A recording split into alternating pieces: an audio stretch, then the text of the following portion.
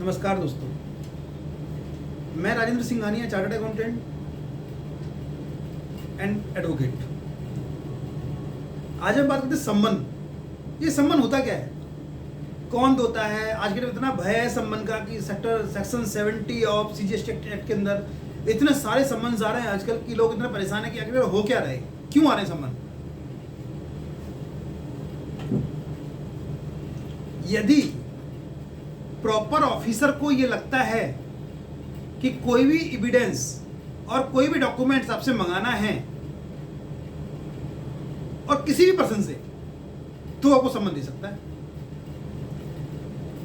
Proper officer कौन होता है? प्रॉपर ऑफिसर से मतलब है कि जो एक्ट के द्वारा प्रिस्क्राइब हो, वो कोई भी हो सकता है, आइदर कमिश्नर, आइदर सुपरिटेंडेंट और एनीथिंग। अब हम बात करते हैं, चलो उसने नोटिस तो उसने दे दिया, अब नोटिस आया एसएससी के पास। अब एसएससी करे तो क्या करे? अब कुछ एसएससी को वहां पे जाना चाहिए कि नहीं जाना चाहिए? एसएससी को वहां पे तुरंत जाना चाहिए। अगर वो नहीं जाता है तो section 174 and 175 of IPC code 1860 के अंतर्गत उसको अवहेलना मानी जाएगी। ये 174 में क्या होता है? 174 में अगर वो नहीं जाता है तो उसकी सजा 3 महीने तक हो सकती है। 175 के अंदर कोई भी डॉक्यूमेंट्स उसने जो दिया है उसको ऑमिट करता है, इलेक्ट्रॉनिक रिकॉर्ड को खत्म करता है, तो उसकी सजा भी 6 महीने तक होती है। अब जो सम्मन उसने दिया है, इसकी वैलिडिटी क्या है, कितना वैलिड है ये हमारे कोर्ट ऑफ लॉ में? जो वो सम्मन देता है प्रॉपर ऑफिसर, वो section 193 and 228 section IPC code के अंतर्गत आता है।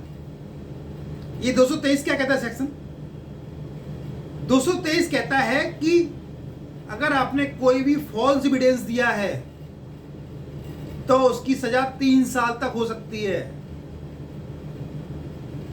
सेक्शन 228 क्या कहता है? आपने किसी भी पब्लिक सर्वेंट की अगर आपने इंसल्ट की है, उसके काम को रोका, तो उसकी सजा 6 महीने तक हो सकती है।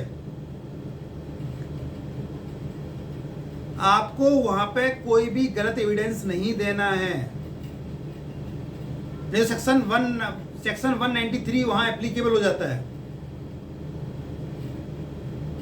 तो इसलिए कोई भी गलत स्टेटमेंट या गलत डॉक्यूमेंट्स या गलत एविडेंस वहां पे नहीं प्रेजेंट करना है। अगर आपके पास नोटिस आया है तो आप उसका तुरंत जाइए, आप उसका पालन कीजिएगा।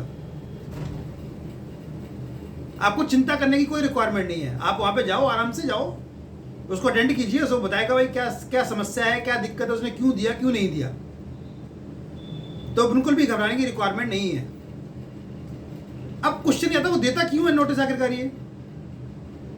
ये नोटिस वो किसी को भी दे सकता है जो भी कहीं भी लिंक्ड है, चाहे वो आईटीसी से रिलेटेड हो, चाहे वो बोगस आईटीसी से रिलेटेड हो, चाहे आपका रिकंसिलिएशन से रिलेटेड हो, चाहे आपकी सेल फर्जी हो, चाहे आपकी परचेज फर्जी हो, कुछ भी हो सकता है, एनीथिंग।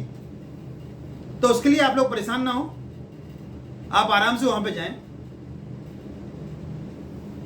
इसलिए आराम से वहां पे जाएं और उसको अटेंड करें। तब भी कोई दिक्कत होती है तो आप कंसल्ट करें अपने लीगल एडवाइजर से कि क्या करना चाहिए। धन्यवाद।